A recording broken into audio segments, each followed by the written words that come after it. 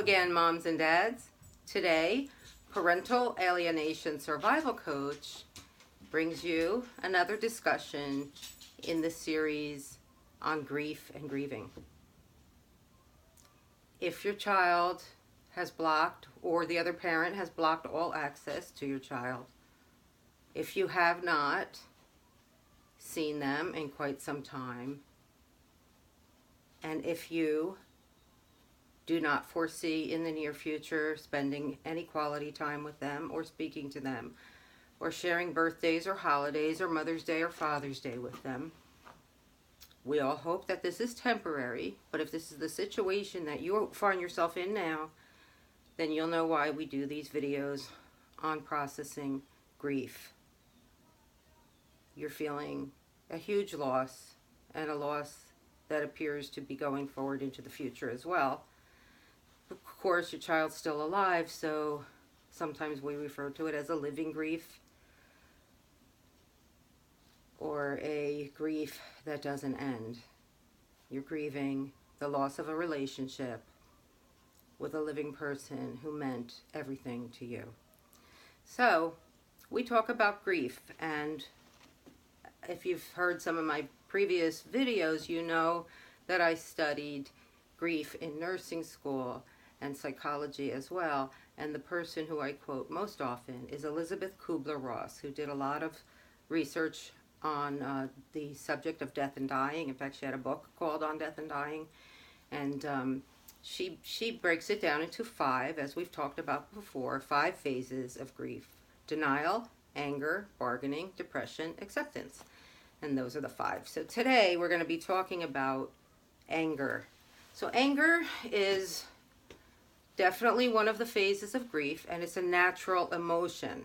But just like any of the others, we don't want to get stuck. We don't want to get stuck in anger. It's natural to feel it when you're going through a grief, even when you're grieving a real death, as many of you may have experienced in the past, the loss of a family member. That you may have gone through some of these: denial, anger, bargaining, depression, acceptance.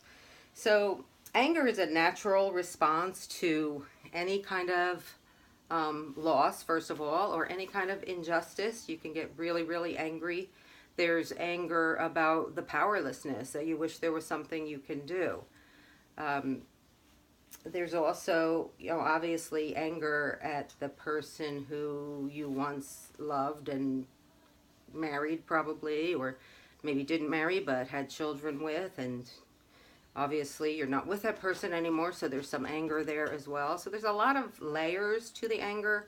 And then there's the additional layer of anger when your child's being damaged and your child's being hurt, and who doesn't get angry at that mother bear or father bear instinct kicks in, and you just want to protect that innocent cub, and yet you can't. So again, that leads you back to the helplessness as well.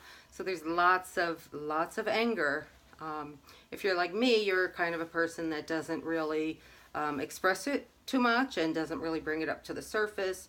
And sometimes I jump right into depression with my anger. So that's something I have to work on. But anger is a natural emotion, and there's a couple do's and don'ts to help you through it. And if you do have any relationship with your child still, then the biggest don't is do not enjoin your child in your anger against the other parent. That's a big mistake. That will definitely confuse the child even more than we all know that they already are. Because when a child is being alienated by another parent, that is severe psychological abuse, as we've talked about, and you don't want to confuse them anymore by enjoining them in your anger against the other parent. We never want to pull them into the adult situation. Very important, very hard to do, very important. So what are some of the positive things that you can do? What are some of the positive ways to resolve your anger? There are a few. So we're going to talk, real quick about just a few great things you can do. Exercise is one of the most healthy things that you can do to resolve your anger.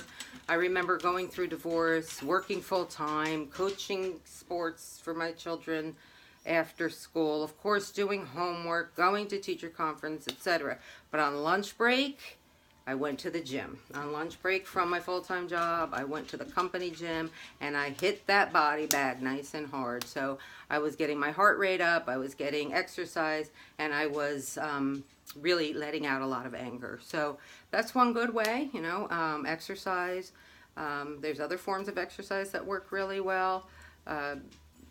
Walking, especially if you can get your heart rate up doing that, walking uphill or downhill, or even on a flat surface, walking and straining. That's the reason I mentioned, hiking, like uphill and downhill, you got to do some straining and get that heart rate up and get those muscles moving.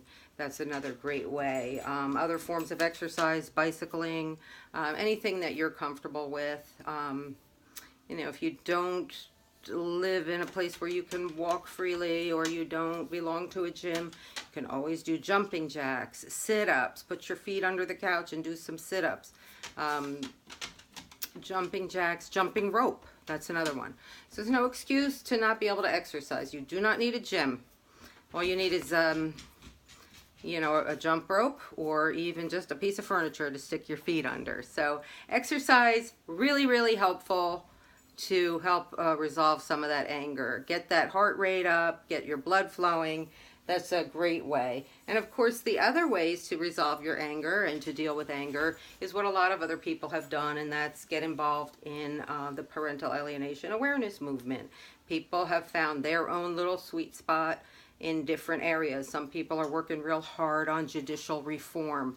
People are contacting their congressmen and representatives. These people want to hear from you. They represent you. So they need to know what's going on in your life and how the courts may have failed you. That's a great way to resolve some of your anger, is to channel it in that direction. Or join some of the groups within the community who are holding rallies. Go to a rally. So as I said, there's many different ways within the movement to get involved, and your spot might be father's rights, judicial reform, working with psychologists, training. I mean, there's so many different ways to channel your feelings, your anger, and in some ways it gets your mind off your anger at the same time.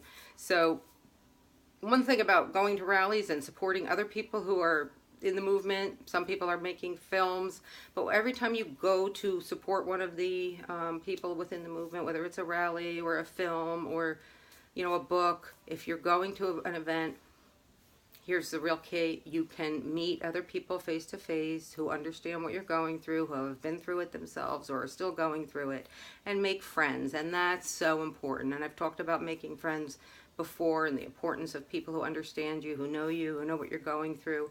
Really, really crucial, really key to helping you get through this horrendous nightmare of parental alienation.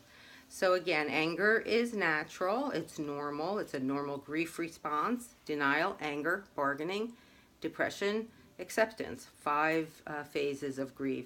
Anger is normal, but you want to be taking your anger in a healthy direction. So hang in there, moms and dads. I know it's hard. We all need each other, and we're going to get through this.